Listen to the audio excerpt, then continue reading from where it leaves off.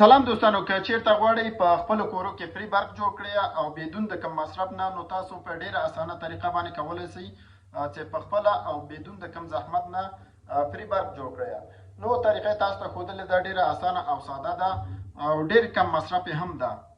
نو 4 دانې پلکونه دي، ورسره یو دانه لاسپیکر او یو اندروبه. نو 2 تارونه به واخلئ او په دې طریقه به تاسو یعنې فری برق لاسته راوړئ.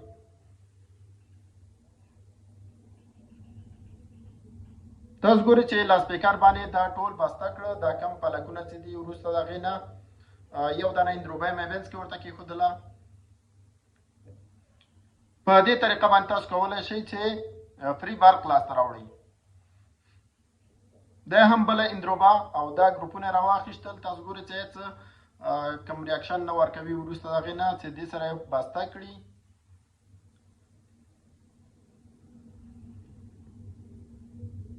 ګورئ چې بله اندروبه یې هم ورته راوړله، نو د هغه سره ذرې سره برق روښانه شو. نو تاسو هم کولی شئ په ډېره اسانۍ سره فری برق لاسته راوړئ.